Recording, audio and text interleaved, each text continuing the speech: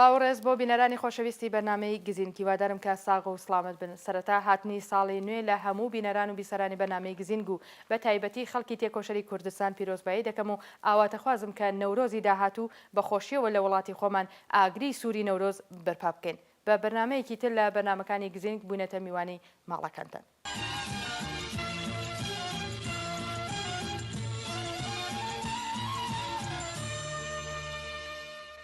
بینەران و خوێندکارانی ئازیز، تەوەری ئەم جارەی بەرنامەکەمان تەرخان کردووە بۆ بابەتێکی کاربردی لە بواری پەیوەندی چالاکانی ناوخۆ لەگەڵ دەرەوەی وڵات کە لەم دەورانەدا زۆرتر لە ڕێگای ئینتەرنێت و تەلەفۆنەوەیە و لەم بابەتەوە داوامان لە یەکێک لە شارەزایانی ئەو بوارە کردووە کە تەوزیحاتێکمان بۆ بدەن. بەڵام سەرەتا بۆ بەرچاوڕوونی زۆرتر چەند پرسێک سەبارەت بە هەوڵەکانی ڕژیم بۆ کۆنتڕۆڵکردنی ئینتەرنێت دەخێنە بەر باس. لێکۆڵینەوەکانی کەمپینی نێونەتەوەیی مافی مرۆڤ لە ئێران نیشان ئەدەن کە دەستگا حکوومیەکانی ڕژیمی ئێران لە ماوەی یەک ساڵی ڕابردوو بە ئیجرایی دەرکردنی سیاسەتگەلێکی جۆراوجۆر هەوڵەکانیان چڕتر کردووە بۆ دەستپێڕاگەیشتن بە پەیوەندیە ئینتەرنێتەکانی کاربەران لە ئێران و کوردستان، بەرتەسکردنەوەی دەستپێڕاگەیشتن بە ئینتەرنێت و هەروەها بەرخورد لەگەڵ چالاکانی ئینتەرنێتی، ئەوەی کە ڕاستی بێت هەوڵەکانی ڕژیمی ئیسلامی بۆ کۆنتڕۆڵکردنی ئینتەرنێت لە سێ بواردا ڕوویداوە. یەک لەوانە بەهێزکردنی ژێرخانە فەنیەکان، لەوانە هەوڵدان بۆ وەڕێخستنی ئینتەرنێتی ملی، دەرکردنی گەواهینامەی ئەمنیەتی SSL، خستنە ڕێی مرورگەر و سیستمی ئامڵی ئێرانی. دوو، فیلتێرکردنی ماڵپەڕە ئینتەرنێتیەکان و ئەپلیکیشنەکانی مۆبایل و زۆرترکردنی گوشارەکان لەلایەن پۆلیسی فەتا و سێ هەمڕێگەش کە لەلایەن حکوومەتەوە بۆ گوشارخستنە سەر چالاکانی ئینتەرنێتی و کۆنتڕۆڵکردنیان گرتوویەتە بەر سیاسەتی ترساندن و تۆقاندن و دەستگیرکردنی چالاکانی ئینتەرنێتیە. لە ئاکامی ئەم بەرنامەگەلە لەلایەن حکوومەتەوە بەرپرسانی ڕژیم دەیانەوێت بتوانن کە دەستڕەسی کاربەران لە ئێران و کوردستان بە ئینتەرنێتی جیهانی قەت بکەن. لە ناوەڕۆکی پەیوەندیەکانی کاربەران خەبەردار من و چالاکی ئانلاینی کەسانێک کە دەیانەوێت ئینتەرنێت وەکو کەرەسەیەک بۆ چالاکی مافی مرۆڤ سیاسی و کۆمەڵاتی کەڵکوەربگرن کۆنتڕۆڵ بکەن. ئەگەر چی لە ئێراندا دامەزراوە گەلێکی جۆراوجۆر کاری کۆنتڕۆڵکردنی ئینتەرنێتیان پێسپێرداوە، بەڵام باڵاترین دامەزراوەیە کە بەرپرسیارەتی دیاریکردنی سیاسەتە گشتیەکانی فەزای مەجازی و ئەستۆگرتووە شۆرای عالی فەزای مەجازیە کە ڕاستەوخۆ بە بڕیاری عەلی خامنەیی ڕێبەری ڕژیمی ئیسلامی لە ساڵی 1390 هەتاویدا دامەزراوە. بە لە بەرچاوگرتنی چوونەسەرەوەی ڕێژەی گوشارەکان بۆ سەر چالاکانی تۆڕە کۆمەڵایەتیەکان، لەوانە زیندانی درێژماوەی 10 تا 20 ساڵ بۆ چالاکانی ئەو بوارە و ترس و وەحشەتی ڕژیم لە کاریگەریدانان و ئاگادارکردنەوەی دنیای دەرەوە لەلایەن چالاکانی ئینتەرنێتی ناوخۆی وڵات لە بارودۆخی نێو ئێران و ڕسواکردنی جنایەتەکانی حکوومەت لە ڕێگای دنیای مەجازی و تۆڕە کۆمەڵایەتیەکان بۆتە هۆی هێنانە ئارای پرۆژەیەک وەکو ئینتەرنێتی ملی کە دامەزراندنی خەرج و هەزینەیەکی زۆر هەڵدەگرێت، بەڵام حکوومەت بۆ بەقای خۆی ئەو هەزینە لە ڕێگەی سەروەت و سامانی وڵاتی ئێران و بەبێ لە بەرچاوگرتنی بارودۆخی ئابووری نالەباری خەڵکی ئێران دابینی دەکات. بە لە بەرچاوگرتنی هەموو ئەمانە تەوەری ئەم جارەی بەرنامەکەمان تەرخان کردووە بۆ تاوتوێکردنی سیاسەتی کۆنتڕۆڵی ئینتەرنێت لەلایەن حکوومەت و چۆنیەتی ڕوبەڕووبوونەوە لەگەڵ ئەم دیاردەیە. هەر بەم بۆنەشەوە داوامان کردووە لە بەڕێز خەبات ئەعزەمی چالاکی تۆڕە کۆمەڵایەتیەکان و لەم بابەتە لە بابەت بردنەسەرەوەی ئەمنیەتی کەڵکوەرگرتن لە ئینتەرنێت و تەلەفۆن لەلایەن کاربەرانەوە لە ئێران و کوردستان چەند پرسیارێکیان ئاراستە دەکەین. بەڵام سەرەتا وەکو نەریتی هەمیشەیی بەرنامەکە دەچین و گوێبیستی دوایین هەواڵە خوێندکاریەکان لە زانستگاکانی کوردستان دەبین و پاشان بۆ درێژەی بەرنامەکە دەگەڕێنەوە لاتان.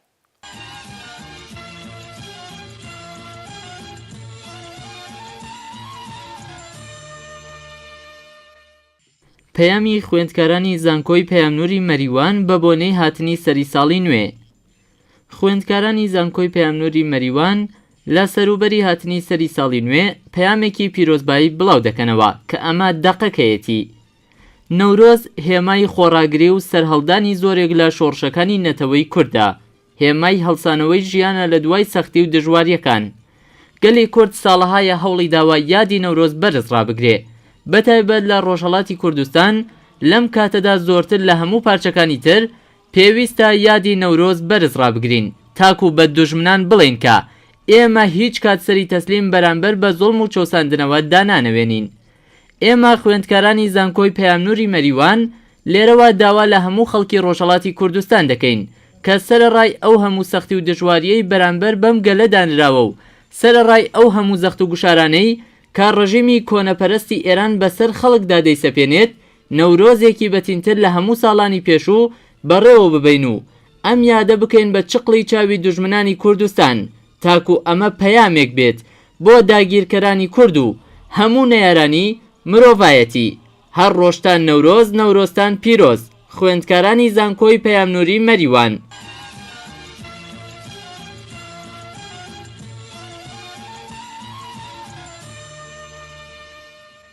چارەنووسی سێ زیندانی کورد کە یەکێکیان خوێندکاری زانستە سیاسیەکانان نادیارە.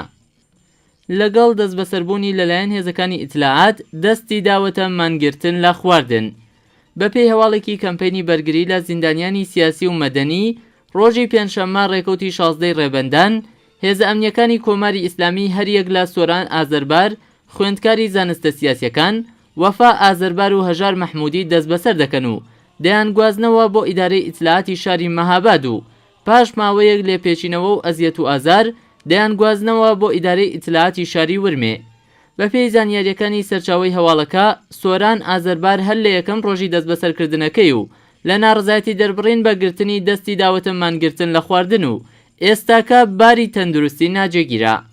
سەرچاوەی هەواڵەکە ڕوونی کردوێتەوە کە تا ئێستاکە لەگەڵ ئەوەی بنەماڵەی هەر سێ ناوبراو چەندین جار سەردانی شوێنە پەیوەندیدارەکانیان کردووە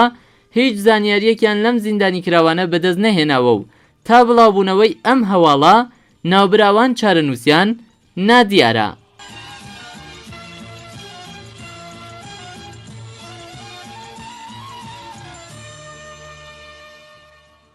داخرانی بڵاوکراوەی کوردی فارسی سیمابی ئیلام. گۆڤاری خوێندکاری سیماب لە زانکۆی ئیلام پاش بڵاوبوونەوەی یەکەم ژمارەی لەلایەن دام و دەستگا پەیوەندیدارەکانی ڕژیمەوە داخرا. بەپێی هەواڵی مافنیوز بەپێی حکمی کۆمیتەی چاوەدێرانی گۆڤاری زانکۆکان بڵاوکراوەی کوردی فارسی سیماب بۆ ماوەی 9 مانگ داخراوە و هەروەها پاش دەرکردنی ئەم حکمە بەرپرسی گشتی ئەم بڵاوکراوەیە بە ناوی مەحموود غوڵام ئابادیش لەلایەن ڕێکخراوی فەرهەنگی زانکۆ بانکێشتکراوە. سەپاندنی ئەم سزا لە کاتێکدایە کە لە مانگی ڕێبەندانی ڕابردوو لەگەڵ چاپ و بڵاوبوونەوەی گۆڤاری سەر بە بەسیج ڕەزامەندی دەربراوە و هەروەها 2 گۆڤاری سەر بە بەسیج چاپ و بڵاوکراوەتەوە. تۆمەتی بڵاوکراوەی سیماب پرۆپاگەندەی دژی نظام، بڵاوکردنەوەی بابەتی نایاسایی و هەروەها هەڵخراندنی ژنان بۆ بەرەنگاربوونەوە لەگەڵ حکومە شەرعیەکان و بڵاوبوونەوەی بابەتی پشتیوانی لە ئاینی بەهایی دەگەڕێتەوە. بابەتی یەکەم ژمارەی ئەم بڵاوکراوەیە بە 2 زمانی کوردی و فارسی کە 30% بە زمانی کوردی کەلهوڕی و 70% بە زمانی فارسی بڵاوکرایەوە.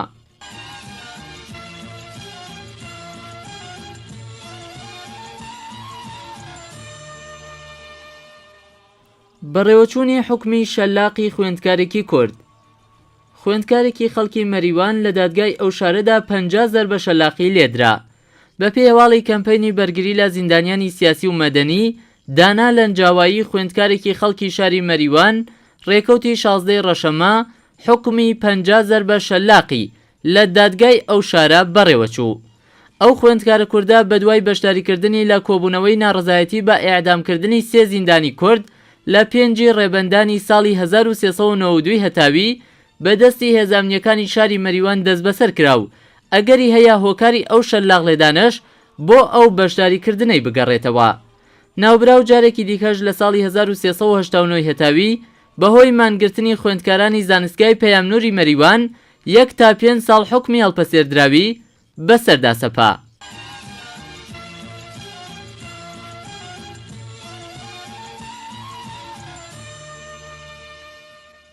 پڕکردنەوەی بەڵێننامە لە 40 خوێندکاری کچ لە پەیوەندی لەگەڵ حیجاب. لە 40 خوێندکاری کچ لە پارێزگای ورمێ لەلایەن هێزەکانی کۆماری ئیسلامیەوە بەڵێننامەی لە سەرکردنی حیجابیان پێپڕ کرایەوە. بەپێی هەواڵی مافنیوز جێگری خوێندکاری زانستگای ورمێ سەبارەت بە بانگێشتکردنی خوێندکاران بۆ حراسەتی زانستگا ڕاگەیاندووە. لە سەرەتای ئەم ساڵی خوێندنەوە تاکو ئێستا دەوروبەری 40 خوێندکاری کچ بەهۆی بەدحیجابیەوە بانکێشتی حراسەتی زانستگای ورمێ کراون و ئەو 40 خوێندکارە کچە بە مەبەستی جێبەجێکردنی حیجاب بەڵێننامەیان پێپڕ کراوەتەوە و زیاتر لە 10 خوێندکاری کچیش ڕوبەڕووی یاسای ئینزباتی بوونەتەوە و سزا دراون. بەرپرسانی زانستگای ورمێ لە دانیشتنەکانی تایبەت بە شورای ئەو زانستگایە داوایان لە بەرپرسان و مامۆستایانی زانستگاکان کردووە دژی بەدحیجابی هەڵوێست بگرن. شایانی باسا پێشترش لەلایەن هێزە نظامیەکانی ڕژیم و حراسەتی زانستگاوە لە زانستگای ڕازی کرماشانیش گەڵاڵەیەکی هاوشێوە لە دژی خوێندکارانی ئەو زانستگایە بەڕێوە چوو بوو.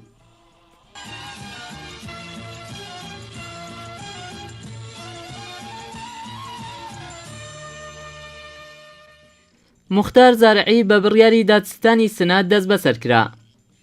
مامورانی حفاظەت اطلاعاتی هێزی ئینتیزامی حکوومەتی ئیسلامی ئێران چالاکێکی سیاسی کوردیان لە شاری سنات دەست بەسەر کرد و ڕەوانەی شوێنێکی نادیار کرا.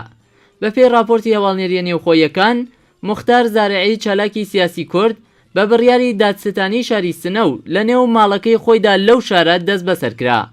هەواڵەکان لە شاری سنەوە ڕایان گەیاندووە. حفاظەت اطلاعاتی هێزی ئینتیزامی تۆمەتی ئەو هاوڵاتیە کوردەی بڵاوکردنەوەی نووسراوە لە فەیسبووکی شەخسیدا ڕاگەیاندووە. لە ماوەی ڕابردووشدا موختار زارعی بە تۆمەتی هەوڵدان دژی ئەمنیەتی نەتەوەیی بانکشتی لقی یەکی دادگای ئینقلابی سنە کرابوو.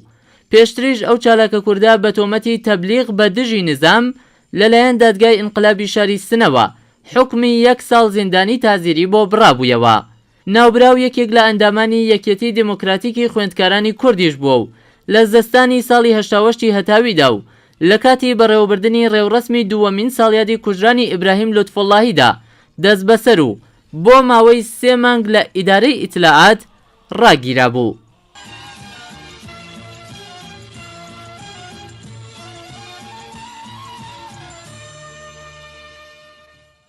بانکردنی 17 خوێندکاری زانستگای کرماشان.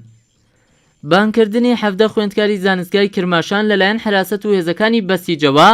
ناڕەزایەتی خوێندکارانی لێ دەکەوێتەوە.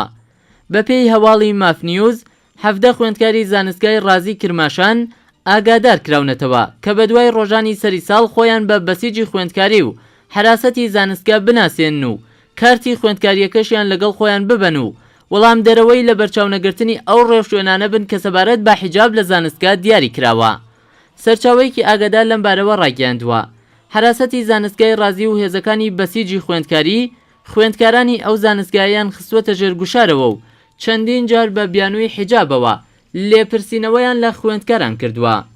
بەپێی ئەو هەواڵە خوێندکارانی زانستگای ڕازی کرماشان ڕایان گەیاندووە لە ئەگەری بەردەوامبوونی گوشارەکان لەسەر خوێندکاران لەلایەن هێزەکانی بەسیج و حراسەتی زانستگاوە دەست دەدەنە کۆبوونەوەی ناڕەزایەتی.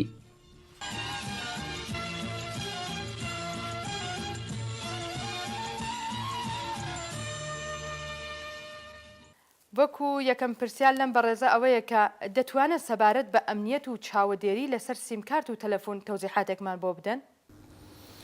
هەروەها کە ئاگاداری لە ساڵی 1970 تاریخی 5 مێری ساڵی 1970 کە مخابرات بە سوپای پاسەران واگوزار بوو، هەندێک کێشە و هەندێک پرسیار و هەندێک شتانە بوو کە نمایندەکان لەسەریان کرد کە بۆچی بە سوپای پاسەران واگوزار بووە و هەروەها حەسفکردنی دقایقی آخر و لە سەعاتەکانی ئاخری مزایدەکەی کە سوپای پاسداران توانی پیشکامان کەبیریەس حەسف کات بدونە هیچ هۆکار بدونە هیچ دلیلێ و خۆی لەسەر کورسی ئەرتباطات و مخابرات دانیشت. بەم هۆکارۆ کە هەروە کە دەزانی سوپای پاسداران پەیوەندی هەیە بە بیت ڕەهبەری و مستەقیم لە ڕەهبەری و دەستور دەگرێت و هەروەها بە دەستوری قۆی قەزاییە. ئەم هۆکارە کرا کە سوپای پاسداران مخابرات بگرێت دەست و چاودێریەکان 100% لەلایەنی خەڵکۆ بکات. اینجا ئێمە چۆن بزانین کە تەلەفۆنەکان یان مۆبایلەکان کۆنترۆڵەکرێ و چۆن بزانین کە ئەوەی کە کۆنترۆڵەکرێت چۆن لەژێر چاودێریەکانە دەرچین و بۆچی کۆنترۆڵەکرین. یەکەم جار ئەوەی کە ئەزانین سەختەفزاری لە ناو مۆبایل هەیە بە ناوی میکرۆفۆن یان هەر سەختەفزارێک کە لە ئەرتباطەکانی پاتری و ئەو شتانە کە ئیش دەکات هەروەها کە دەزانین ئەمە فعال دەکرێتەوە لەلایەنی سوپای پاسدارانەوە. ئەمە چۆن فعال دەکرێتەوە؟ هەندێک قسە و باس هەیە کە سازمانی ئیطلاعات و دایرەی سەربازانی گومنامی ئیمام زەمان ئەم دایرانە پێک هێنا لە دوای ساڵی 1970 بۆ چاودێریکردن لەسەر مۆبایل و تۆڕەجیهانیەکان. سوپای پاسداران بەهۆ ئەو هۆکارۆ کە دای بە ئیطلاعاتی ئێران هەندێک کەلیمەی 100 کەلیمە 150 کەلیمە یان 200 کەلیمە خەزنی کرد لە دەستگا و بەرنامەی نەرمەفزاریەکەی خۆیان. و بەکارهێنانی کەلماتی سیاسی کە لە ناو تەلەفۆنە نابێ بەکاری بێنین ئەوە لەسەر چاودێریە وەکو سوسیالیزم وەکو ئەم واژانە کۆمونیزم ئەو کە لە ڕۆژە فەمینیزم کە لە ڕۆژە ئیسفادە دەکرێت لەلایەنی ئەو کەسانی کە چالاکی سیاسین لە ناوڵاتەوە و هەروەها ناوبردننی سەرۆکەکانی ئێران وە سەرۆکەکانی کە لەسەر سەرەسەر جیهانە مەشهورن ناوبردننی ئەمانە ئەبێ بە هۆکارێکە کامێرا یان چاودێری ارتباطاتی لەلایەنی سوپای پاسەران بگەڕێتەوە بۆ سەر ئەو تەماسە کە ئەوانیە ناوبردووە. ئێستا ئەمانە چی لە پەیامەکەوە بێت یان لە وتاریەوە بێت فەرقی نییە ئەڕواتە سەر چاودێری سوپای پاسەران و ئیطلاعات و بەم هۆکارەوە ئیطلاعات دوای ئەوەی کە داوەتی کرد یان ماوەی کە داوەتت ناکە یان ئەوەی کە چەند کەلیمەتەوە بەکارهێنیت کەلیمەی سیاسی چاودێری لەسەر دەکا بوو ماوەی کە بزانین لەگەڵ کیە لەگەڵ چەلایانی حزبی سیاسی کە پەیوەندیت هەیە یان ئەوەیە کە نا لە ڕێگای دوورەوە هەندی بۆی ناکری کە میکرۆفۆن و ئەو شتانە فعالۆکاتەوە لەسەر موبایلەکەت داوەت دەکا بوو ئیطلاعات بەناو لێکۆڵینەوە و جەلسەیەکی تایبەت کە زۆر ئاسایی و احتیاطی جڵوەیەدا کە ڕووشی ئەوێ سەرەتا ئەبێ موبایلەکە تەحویل ئیطلاعات بدەین و هەر ئەمە لە چەندین سعاتە کافیە بۆ ئەوان کە ئەو میکرۆفۆنی موبایلتە لە ناو ئیطلاعاتە فعالە بکرێتەوە لەبەرەوەی کە تۆ هەندێک وشەی سیاسی و هەندێک شتت بەکارهێناوە و چاودێریت لەسەرە. یەکەم چت بەکار نەهێنانی موبایلی نوکیا زیمینسە. نوکیا زیمینس قەراردادێک کە کشوەری سین لەگەڵ ئێرانە بەستی بۆ دروستکردنی ئەم نوکیا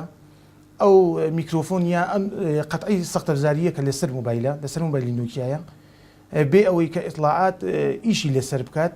ئامادەیە کە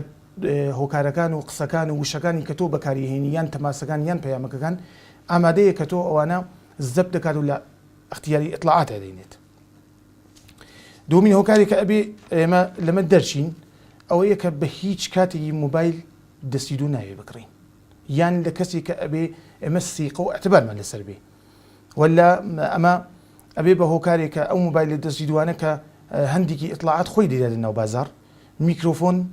و ئەو قەتع سەختەفزاریە لەسەری نەسب کراوە و تۆ بێ ئەمە کە بزانیت پەیوەندیەکانی ئەگریت و لەژێر چاودێریەکەوی. فیلترشکەنێک هەیە بە ناو VPN بیسیت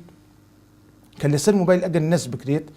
ئەو سیستمی شناسایی سەربازانی گومنامی ماوزەمان ینی ناوێ بڵین بە 100% بەڵام قادر بە شناسایی کل پەیامەکان و بەرنامەکانی تۆ نییە. VPN شتێکە کە لەسەر موبایلەکان وەکو سامسونگ و وەکو ئایفۆن ومانە نەسب دەکرێت و ئەتوانین ئیسفادەکردن لەمە هەندێک لە هێنەکە تۆ ئەواتە سەرەوە ئەمنیەتەکەیتەوە و ئێستا چۆن بزانین کە کۆنتترۆلین و لەژێر چاودێریە دەین. هەندێک شایعی هەیە وەکو ئەوەی کە سازمانی ئیطلاعات یان بەسیجەکان خۆیان لە ناو کۆمەڵگا تەزریقی دەگەن کە ئەم شایعە چییە چۆن بزانی کە تۆ لەژێر چاودێری دەی. شایعەکان وەکو ئەمەیە کە تۆ کاتێکە لەگەڵ مخاتەبێکدا پەیوەندی دەگری لەو کاتە دەنگی خۆت ئەبیسیتەوە یان ئێکۆ دەکرێ یان دەنگی خشەخشی با و ئەو چتانە ئەژنەفی لە ناو پەیوەندیەکانە. بەڵام ئەبێ بڵێم ئەمە هیچ پەیوەندیکی بە کۆنتترۆلکردنی تەلەفۆن نییە و ئەمە دانین لە شایعە گەورەکانە تەلەفۆن یان موبایل ئەگەر کاتێکە کۆنتترۆل بکرێت لەلایەنی ئیطلاعاتەوە بە هیچ هۆکارێک کە تۆ نازانی پێ و ئەمە نابێ بە کۆنتترۆل ئەگەر قەرار بێت تۆ بزانی بە ئەوەی کە چاودێری لەسەرتە ئەیترەوە کۆنتترۆل نابێ ئەسن ناوی کۆنتترۆل نییە و کاتی ئەم میکرۆفۆنەکە بەقەڵ خۆیان ئەڵین فعال دەبێ یەک ڕێگای 100% هەیە کە ئێمە بزانین چۆن کۆنتترۆلمان لەسەرە. یەکەم شت ئەوەیە کە ئێمە موبایلەکەمان لەم هەفتە لە پای هەفتەی پێشوودا مقایسەی دەکەین شەحنی پاتریەکە دابەزێ یان بە قەڵی ڕۆژهەڵاتی شارژی باتریەکە خاڵی دەبێتەوە لەبەر ئەوەی کە ئەو میکرۆفۆنە بە دائیمی 24 ساعتی ڕۆشنە چۆن هەڵکراوە لەلایەنی ئیطلاعاتەوە ئەبێ بە هۆکارێک کە تۆ پاتریەکەت ئەگەر بیدێ لە شارژ یان لە شەحن بێ کە دوایی چی بەکاری وینی چی بەکاری نەهێنی ئەو شەحنە دابەزێ و ئەمە گەورەترین شتێکە کە ئێمە بزانین چاودێری لەسەرمانە. و هەروەها هەندێکیش دەڵێن کە موبایلەکە ئەگەر لە ناو پاتریکی موبایلەکە بخینە ناو منجەڵ یان قابلمێکی ڕۆح یان فافۆن ئێمە چاودێری لەسەرمان نییە. بەڵێ من ئەمە خۆم فەحس کردووە امتحان کردووە کە دەخێت ناو قابلی ڕۆح مەسەرەکەی دەنیتەوە تۆ فقط لە دەسترس خارجە بی وإلا شنود أو قسمتي قد أي سقط زاري إشي خوي دكا تو عندي جار هيك أو موبايلا بأمك قصيب كي بيامي لقى كسي بقري أريبو جلسيكي مهم وكو جلسيكي أو هنيك لسر ما فكاني جنيان ما فكاني كومالقال لسر وقصدك لقى عندي شالكي سياسية أو مكالمة كتو حتى قد تماشي لقلتانا بي الذخيرة دبي وإطلاعات من قويلية بهترين ريقا وبهترين روش أويا كإما باتري موبايلك الدركين يعني باتريك الدربين لسر موبايلك وأما أو ارتباطي إلكترونيكية أو قطعي سقط الزارية فعل دكاتوا أما قط دكات بهترين ريقا أويا بو أوي كلمة برقريكين لا نكنترول كرني موبايل وەکو پرسیاری دووەم کاک خەبات ئەگەر بکرێت سەبارەت بە چۆنیەتی کەڵکوەرگرتنی خوێندکاران و بەگشتی خەڵکی کوردستان لە پەیجە سیاسیەکان تۆزیحاتێکمان بۆ بدەن یان سەبارەت بە هۆکارەکانی دوورکەوتنەوەی خەڵک لە پەیجە سیاسیەکان ئەوەی کە ڕاستی بێ ئێران لەبین 1970 کشوەری کە تۆڕە جیهانیەکان و ئینترنێت بەکاردێنێ لە ڕێدەی 164 دنیاە یعنی ئەمە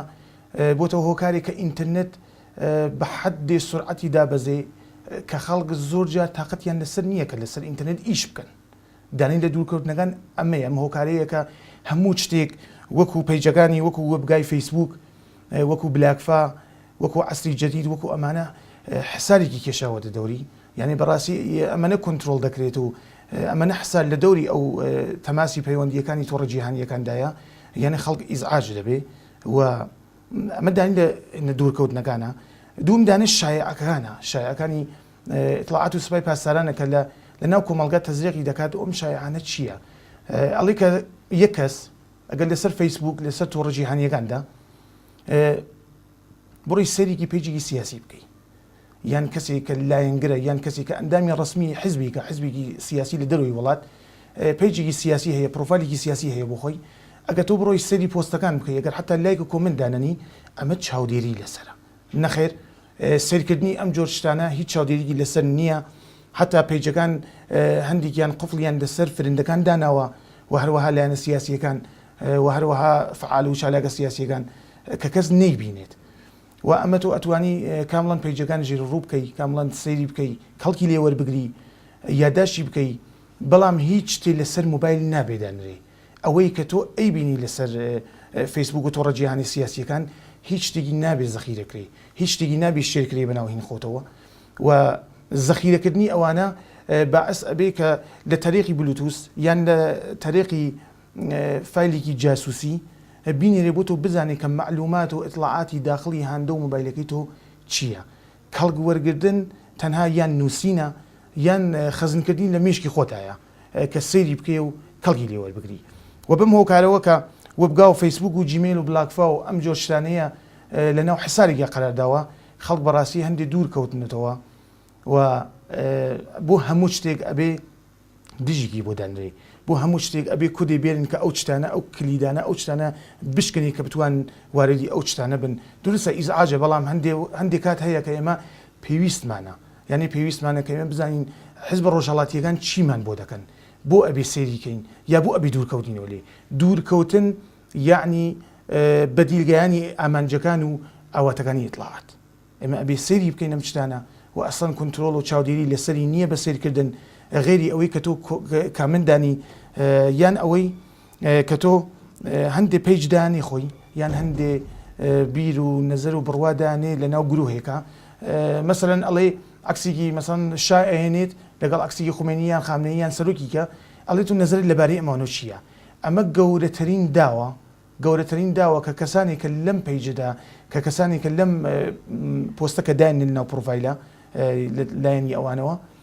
ئەمە گەورەترین شتە کە تۆ داوێکە کە داوکە بیت کۆمنتدانی یان لایکی بکەی یان نەزەر بکەی نەزەری کە تۆ لە ناو ئەو پێیجەدانی باعث بێ کە ئەوان بەدواتە بێن بۆ سەر پرۆفایلەکەت بزان چییە پەیوەندیەکەت ارتباطت چییە چه پۆستێدانی پرۆفایلەکەت لەگەڵ کیا ارتباطی هەیە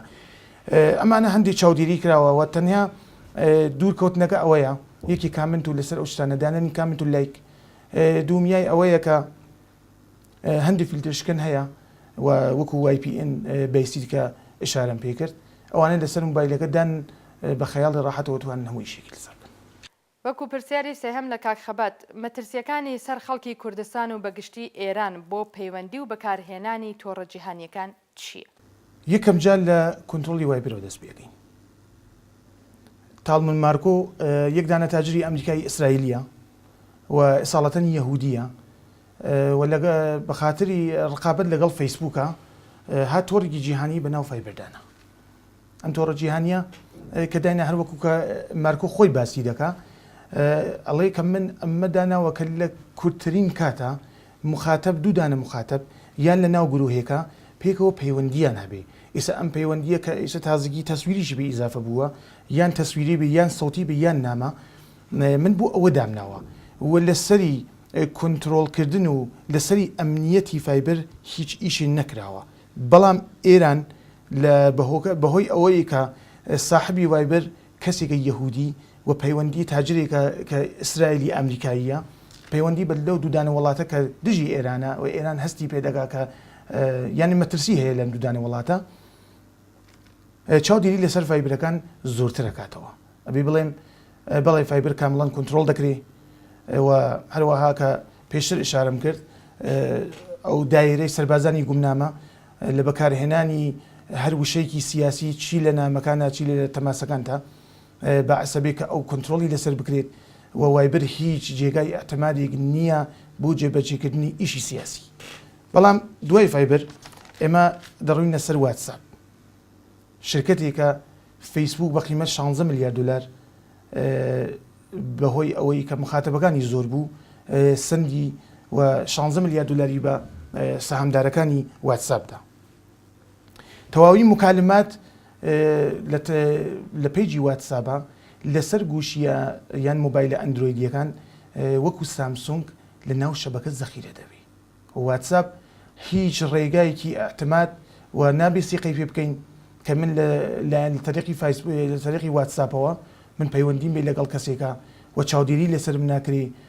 مەگەر تۆ بۆ قسە ئەتیاریەکان هەبێ یعنی قسەی ئاسایی ڕۆژمەڕە بکەی لەسەری ولا کامڵان کۆنتڕۆڵ دەکرێ و لە ناو شەبەکە زەخیرە ئەوێت و هەروەها کە دەزانین لە ئێران و میسر و لوبنان و عەرەبستان و ئیمارات و تازگی کە ئینگلیشی بە ئیزافە بووە فایبر حسابێکی کێشاوە لە دەوری بەناو فیلتر و فیلتر ئەکرێ و هەر شتێک کە فیلتر کرا ئەبێ ئێمە گومانمان لەسەری بێ کە ئەمە کۆنتڕۆڵیش دەکرێ. دوایەوە دەڕوینە سەر شەبەکەی ئیجتیماعی ویچەت کە لە ئێرانە ئێستا کاربردی زۆرە تەوسڵی شرکەتی تێنسنت یان 10 سنتی لە چین تەڕاحی بوو لە ژانویەی 2011ەوە ئەوەڵین نسخەی درادەرەوە و هەروەها کە مەهاوتینگ مدیر ئیجرایی تەوزیح دەدا لەبارەی ویچەتەوە ئەڵێ من ویچەتم هەر وەکو فایبر بۆ تەماسەکان لە کەمترین کاتە یان بۆ فایبرەکان یان بۆ ڤیدۆ یان سەوتێکە بیشتر لە 180 سانیەیە من بۆ ئەوان داناوە کە جێبەجێ بێ و بۆ ئیشی سیاسی و ئیشی تاجری و ئیشی نهێنی بە کەڵک نای. بەڵام پلاگینی هەیە لە ناو ویچەتە بە ناو شۆک یان شاک پلاگینێکە کە تۆ لەو کاتێک کە مۆبایلەکەت یان هەندەکەت تەکان دەدەی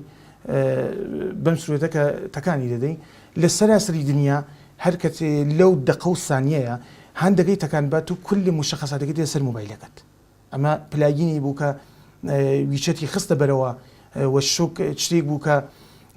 مەهاوتین پێ ئەباڵێ کە من ئەم شتە نەرمەزانمە داناوە و بە شۆکدانێ بە مۆبایل لە سەراسەری دنیاوە هەر کەسی لەو کاتە و لەو سانیە حتا کیلومترەکان مشخص دەکا. ئەمە بۆ ئەوەیە کەس دەنگەکان و پەیوەندیەکان نزیک بکرێتەوە و ئەبێ بڵێم کە ویچەتیش هیچ جێگەی سیقە و ئەعتبارێکی نییە. بەڵام دەڕینە سەر ئسکایپ نەرمەزارێکە تواوی مکالماتی تەسویری خۆی کود و قوفڵی لەسەرە و کلیلی ئەم قوفڵ و ئەم کودا لەلایەن چەندانە شرکەت و کۆمپانیە ئەمریکاییە و بە هیچ هۆکارێ ئەم کلیدانە لە ئەختیاری ئێرانیان هیچ وڵاتێکی دنیا قەرار نادات و پێیانی نادا. تەنها شتێک کە فعلەن تا ئەم دقەیە کە من دوای کەنکاشێکی زۆر چەندی مانگ کە لەسەری کردومە تەنها شتێکە تا ئەم لەحزە و ئەم کاتە فعلەن لە تۆڕە جیهانیەکان تا یعنی بە هیچ شێوەی کۆنتڕۆڵ ناکری ئسکایپی تەسویریە و بۆ هۆکارەوە توانن لەگەڵ لایەنی سیاسیەکانە یان ئەندامان و لایەنگرانی حزبەکان لە دەروی وڵاتیان لە ناوخۆوە ئەتان پەیوەندی بگرن و ئسکایپ چۆن قوفڵی لەسرە کۆنتڕۆڵ ناکرێت و ئەتوانین بێژین ئەو ڤیدۆیان ئەو تەماسی تەسویرەکە لەگەڵ دیاگریت هەروەها کە کۆمپانیگە ئەمریکایی ئەڵێ ئێمە لە ناو تونلێکی محافز ئەدەینە دەوری ئەم تەسویرە کە کلیدەکەی لای خۆمانە و بە هیچ کەسێکی نادەین بەم هۆکارەوە ئەتوانین بڵین کە ئسکایپ تا ئەم دقەیە قابل ئاعتمادە. شتێک کە ئەمڕۆ زۆر ئیسفادی لێ دەکەن تۆڕی جیهانی یان شەبەکەی اجتماعی فەیسبووکە. مارک زوکربرگ 31 ساڵە صاحبی ئەم شەبەکە اجتماعیەیە و هەندێکیش ئەڵێن کە لە عوامڵی سازمانی سیایی ئەمریکایە تەنانەت لە ئەمریکا لەبەرەوەی کە ئەم پیجە اجتماعی دانیە مەداڵی تەقدیریان پێدا و هەروەها کە دەزانین کاتێککە ئەڕوون کە فەیسبووک باس بکەین مەفاد و قەرارداد و ئەقنامێکی لەگەڵ خۆیان هەیە کە لە ژێرەوە نکتەی مهمی کە هەیە لەسەر فەیسبووکە زمانی ئەتەوێت فەیسبووکی باس بکەین ئەوەیە کە ئەنووسیت وە و حرەکات و ئەعماڵ و ڕفتار و ینی ڕفتاری وتاری یان تەسویری یان هەرچی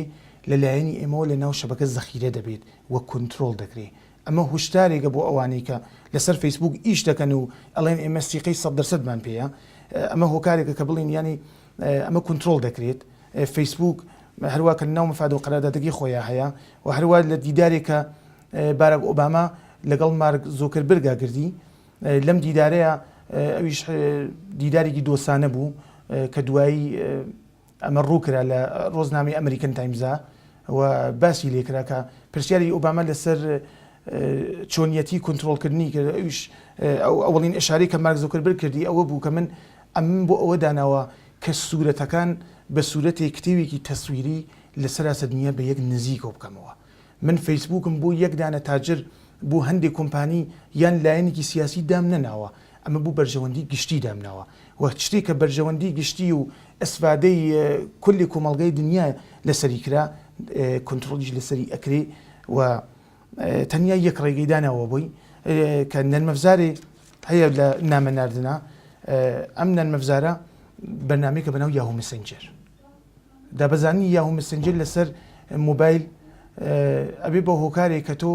لە ڕێگەی یاهو مسنجرەوە پەیامی کە دەنی لە فەیسبووک بوو ئەو کەسە بە شەرتی کە ئەویش یاهو مسنجری نەسبێت ئەمە دەتوانین بڵین وەکو واتساب وەکو ویچەت کە باسمان کرد ئەمە دروستە ئەڕوات لەوانەیە ئەو بیبینێ بەڵام ئەویش لە ناو تونێلێکدایە کە ئەویش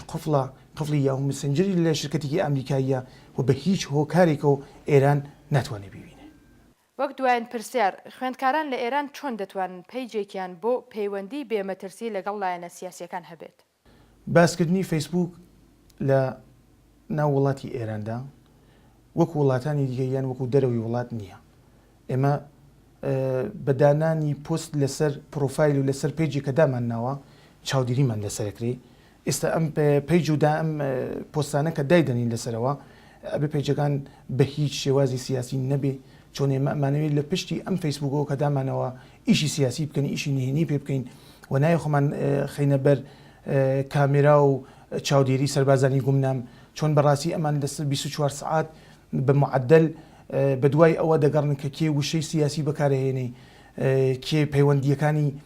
وشایەکی کە ئەوان دایانەوە لەسەر سیستمەکە ئیسفادە دەکات و بڕۆنە سەر چاودێری. یەکەم چت هەرەوەی کە ئیشارەم پێکرد نسبی یاهو مسنجرە بۆ ناردنی نامە و هەروەها پیشنهادی بکەین کە ئەو کەسێک کە لەگەڵ یا پەیوەندیمان هەیە ئەگەر لە دەروی وڵات بیان لایەنێکی سیاسی بکە ئەوان خۆیان دەزانن کە چی بکەن و بەرنامەی یاهو مسنجر ئەمان خۆیان هەیەە بەڵام ئەوەی کە لە ناوخۆی ئیسفادی دەکات ئەم بەرنامە دەتوانێت هەندێ ئەمنیەتی فەیسبووکت بواتە سەرەوە و هەروەها هەندی موبایل هەیە یان هەندێن هەیە کە هەکەکرێت دانی لەوانە کە بزانین چۆن بزانین کە موبایل هەکراوە بازی بەرنامەکان ئیش ناکات ڕووی دەسەری کە بازیکەی بەرنامەکان وەکو پیجێکی شخصی یان فایلێکی شخصی خۆت ئەڕووی دەسەری وەکو ئەوەی کە ئەڵین خۆمان بە قسەی ئامیانە ئەڵین هەندەکە هەنگەکات یان هەنگی کردووە یان قفڵی کردووە ئەمەدان لە مشخصاتەکانیە کە بەرنامەکات باز نابێت یان هەندێک ئەطلاعاتی شخصی ئەبینی کە لەسەر ئینتەرنێت کەسی دایناوە بێ ئیجازیتەوە بێ ئەمە کە تۆ ئاگاداربی هەندێک بەرنامیت و لەسەر فەیسبوک یان لەسەر ئینتەرنێت یان لەسەر تۆڕە جیهانیەکان داناوە ئەمە دوومین نیشانەیە هەکردنە و سێومەن محتەویاتی فایلەکان تەغیرەکات یعنی ئەو محتەویاتە چۆن بڵی من لەسەر فایلێکی شخصی ڕسمێکدا دەنم و ناوێکی بۆ انتخابەکەم ئەم ناوە یان تەغیرەکە یان ڕسمەکە بە هۆکارێ تێدە شوێنێکی کە ئەمە دانتە لەوەی کە بزانین هەک کراوە. بەڵام گامەکان چییە بۆ ئەوەی کە ئێمە بتوانین ئەم هەکە کۆنتترۆل بکەین یان باتلێ بکەینەوە. بەڕسی ئەوەڵین بەڕسی کە لەسەر هەندەکەمان هەیە ئەوەیە کە بەنامەیە زدی ویرروس یان زدی جاسووسی ئەمە نەسب بکەین. نسبی بەنامی زدی ویرروس بەعسەوەیە کە هەر شتێکە بوو مۆبایلی ئێمە بێت بە ناوی ویرروسیان بە ناوی فایلی جاسووسیەوە ئەو کۆنتترۆلی دەکا و دەیسڕێتەوە. دومین چت بەرنامەکان یان هەندێک ئەطلاعاتی مهمت هەیە لە ناو مۆبایلەکەت ئەبێ لەسەر USB یان DVD یان CD دایبنی و ئەگەر هەر شتێکە هەکرا ئەگەر تۆ یەک ڕۆژیش لەژێر ئەم هەکا بووی دوایی لەژێر ئەم هەکە دەرچووی لەو یەک ڕۆژە ئەو نەتانێ قازانج و بەهرەوەری خۆی لە معلوماتی تۆ وەرگێ و ئەوانە انتقال بدات بە ناو ئینتەرنێت یان انتقاڵی بدات بە ناو پەیجەکانی خۆیانەوە و کەڵکی لێ وەرەگرێ و تۆ ئەڕی دەژێر چاودێری. مهمترین شتەوەیە کە ئەوڵ جار بزانین کە چۆن هەکراوین و ئەمە گامەکانەکە بزانین چۆن هەکەکەین. دومین چاودێری کە لەسەرمان ئەکرێت و ئەوەی کە بتوانین دەرچین لەژێر ئەم چاودێریە ئەوەیە کە لە جلسەگەلێکە شرکت دەکەین مۆبایلی کە تۆ داوت کرایی بۆ فەیسبوک داوت کرایی ئەفو داوت کرایی بۆ ئیطلاعات بۆ لێکۆڵینەوەی یەکەم هیچ کاتێ ئەو مۆبایلەیە ئەو هەندە ناوێ بەکاربیێنی. فعالکردنی میکرۆفۆن یان قەتعیە سەختەفزاری لەلایەن ئیطلاعاتەوە چاودێری لەسەرتەوە ئەو مۆبایلی ناوێ بەکاربیێنی لە جلسەی کە شرکت دەکەین ئەبێ پاتری مۆبایلەکە دەرکەین و ئەمە ئەبێ بە هۆکاری کە ئێمە چاودێری لەسەرمان نەبێ یان زەب نەبێ یان ئەو مکالمانە زەخیرە نابێت. هەندێک نەرمەفزار هەیە کە ڕەمزگوزاری نامۆ فایلە شخصیەکان دەکات. ئەم نەرمەفزارانە لە زۆر شوێنەکانی ئینترنێت و ئەو شتانەی کە ئیشی سیستم و ئینترنێت و ئەمانە دەکەن تانی نسبی بکەی و ئاساییە ئەم نەرمەفزارە ڕەمزگوزاری کولی فایلەکان دەکا و کەسێک کە هەکی بێ ئەبێ ئەو ڕەمزە بشکنێت هەوە تا ئەو ڕەمزەگە بشکنێتەوە ئەتوانی بە ئەو هۆکارانە و ئەو قەدەم و گامەکە وتم ئەتوان بزان کە هەکراوە هەکەکە باتڵۆکەنەوە. پێیجگەلی ناشناس هەیە یان نامێک لە لایەنی ناشناسێکەوە تێبوت ئەم نامە مەعموڵەن فرەتر لە ئسمسێکە ینی ئسمسی کە تۆ بڵین دوو دێڕە یان دوو دانە خەتە ئەم ئسمسەکەتێت بیشتر لە یەکدانە ئسمسە و نابی باسکەری وەکو پەیامی نەورۆزی وەکو ئەم شتانە کە لایەنی ئیطلاعات یان سوپای پاسەران یان سەربازانی گومنامەوە دەنێنن بۆ خەڵک على الخصوص منتەقەی کوردەواری وە زۆربەی ئەوانەیە کە گومانیان لەسەرە بۆیان دەنێرن بە هیچ شێوازی ئەم نامە نابێ بکرێتەوە و ئەبێ پێشکردنەوە حەسبی بکەین چۆن ئەمە چاودێریکی جاسووسی بەدوایەوە هەیە باسکردنی ئەم نامە ئەبێ بۆ هۆکارەکە بزانین. و هەروەها نسبی بەرنامە و ئاخرین وەرژنی ویرروسکوش کەمانە لەوە ئەبێت و پیشنهاد دەکەین کە لەسەر فەیسبوک و تۆڕە جیهانیەکان ئەگەر داتاننا لەبەر ئەوەی کە باعث نەبێ کە تۆ هویەتت مشخص بێ لەسەر ئەو کەسانەی کە تۆ ئەزانی واقعا نایانشناسی نابێ ڕفقایەتی بکە یان نابێ بیکەن بە فرنگی خۆت ئەمە دانتر لەوانەیە چۆن ئەوانە کە بن بوو تێن بوو فرندت بەڕاستی بوو گواستنەوەی معلوماتی تۆتێن و ئەبێ لەویشە بەرگیری بکەین. نکتەی آخر کە زۆر مهمە ئەوەیە کە بە هیچ شێوازی لە کافینەکانی ئەمڕۆژیە ئیش لەسەر تۆڕە جیهانیەکان نەکەین و على الخصوص بوو گواستنەوەی خەبەرێکی سیاسی یان پەیوەندی لەگەڵ لایەنێکی سیاسیە لە کافینەکان بە تەواوەتی ئێستا زۆر بێ هەروەکو کە معلوماتی لە تاران درراوە لە هەر پنج کافینێت یەکدانی داخراوە و دوایی کە ئەمە باز دەکەن یعنی ئەکرێتەوە ئەم کافینەتە کامێرا و دووربینی چاودێری لەسەرایە بە هیچ عنوانی نابیستیقە بکرێ. وتاری ئاخری من ئەوەیە کە دوو چ ئەبێ لە نەزەرمان بێ یەکێکی بەرنامەی یاهو مەسنجرە یەکێکی قسەکردنی تەسویری لە تەریقی ئسکایپەوە. بەڵێ بینەرانی ئازیز بەم شێوە گەیشتینە کۆتایی بەرنمەیەکی دیکە لە بەرنمەکانی گزین هیوادارین کە توانی بێتمان کە لە بواری کەڵکوەرگرتنی ئینتەرنێت و تەلەفۆن بەبێ مەترسی چاودێری حکوومەت زانیاری پێویستمان پێتان ڕاگەیان دەبێت. خوێندکارانی هێژە هەروە کە لە کۆتایی بەرنمەکانی ڕابردوودا ئاماژەمان پێکردووە ئێوە ئازیزان دەتوانن لە ڕێگەی ئادرسی فەیسبوک و جمەیلی ئێمەوە هەواڵ و ڕەخنە و پرسیار و پێشنیارەکاندان بگەینە دەستمان. لێرەشتا و بەم جۆرە دەگەینە کۆتایی بەرنمەکە. شەو ڕۆژێکی شاتان بۆ بەئاوا دەخوازین و ماڵەوە.